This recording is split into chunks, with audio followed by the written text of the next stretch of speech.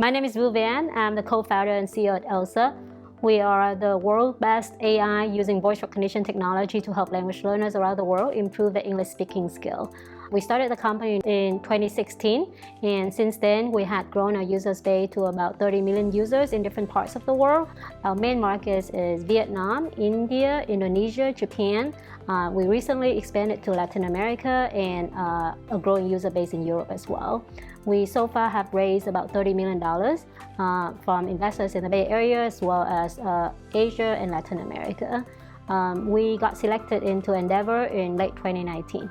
So I started the company with my co-founder, who's a CTO and a chief scientist, and he came with a really strong scientist background. He's been doing AI research in research institutions for about 15 years before joining me. So versus my background has been always in business and education. So the two of us with very different skill set, and we joined hands together to start ELSA about a few years ago.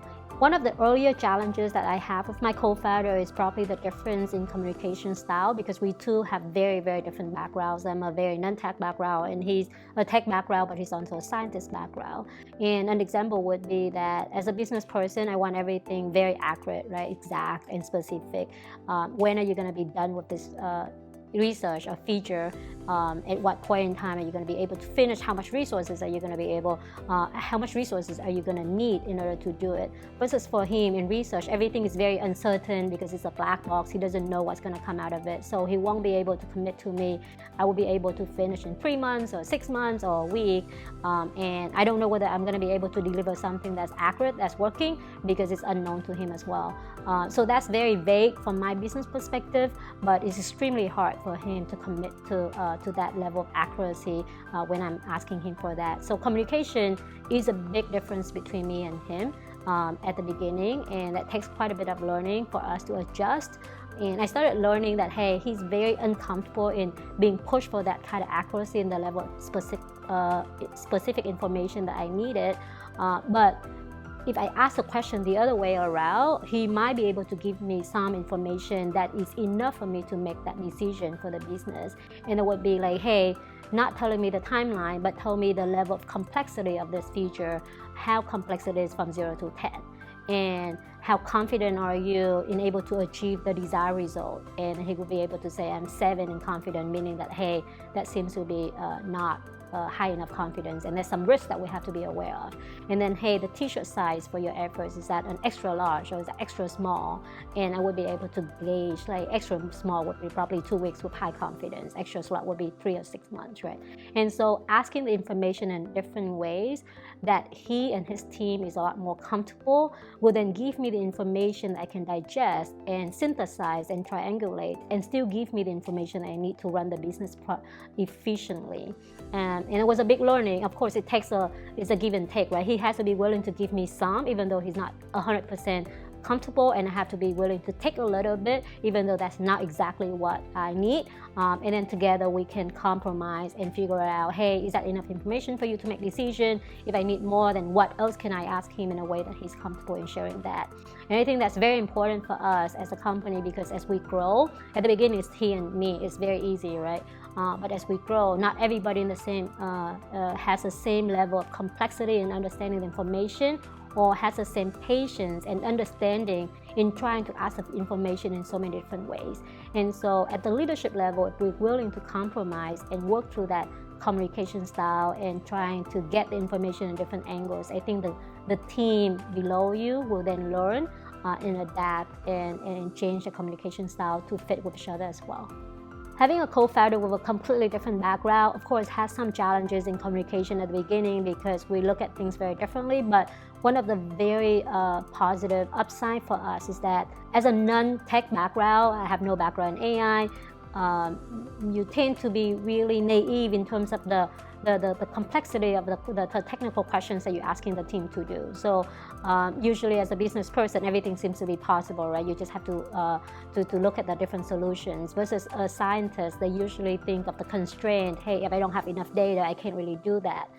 For me, the next question I would be asking is, hey, how much data do you need in order for you to train this model in AI, voice recognition technology, to achieve better accuracy? Then he told me I need 20 hours of that, and I would be asking him, what does it mean with that 20 hours? Does that mean that you need 5,000 people speaking to the app with 5 different accents? And then he would outline to me what it means to have enough data. But then once we break it down like that, it's very easy for us to start solving the problem. So me being naive enough, not knowing how complex it is so that I don't get hindered and challenged and demotivated by that challenge, give me a lot of freedom to ask questions and see how we can solve it. Versus for him, right? Like once you break it down, then it seems much smaller for him. Instead of everything is impossible. Now he's like, oh, okay, if you can get me this, I can do this. And then I said, okay, what's the next steps? So then we slowly solve that problem. And I think it started with a very different perspective, right? If we both think the same, then it might not be easy to work on it. If I think that, hey, that's very hard, then I will never be able to dream something bigger and trying to come up with new innovation, right? But given that I don't have a tech background, I'm a little bit less intimidated by the science. I'm a little bit less afraid when we have to try something new, and then we are able to solve through that and keep coming up with ways on how to solve the challenges for our scientist team.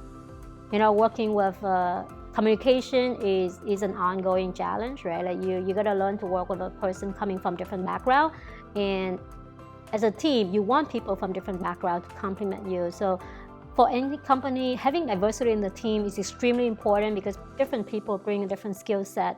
What comes with that is the challenges in communication style, because engineers will communicate very differently to scientists, to product managers, and to marketers. So as an organization, especially as we scale and grow, it's extremely crucial that everybody learn to adapt and change the communication style so that we can ensure that everybody's aligned on the same page and everybody gets what they need from the other side. And with changing that communication style, I think we're going to ensure that you will be able to work more collaboratively and productively together. So finding a person that talk like you, work exactly like you, think like you is not good for the company, not good for yourself either. So you find diversity in your team, but the ability and the willingness to work through those challenges, conflict management, changing your communication style is crucial, not only at the beginning, but I think it's going to carry you through for the entire journey as a founders together.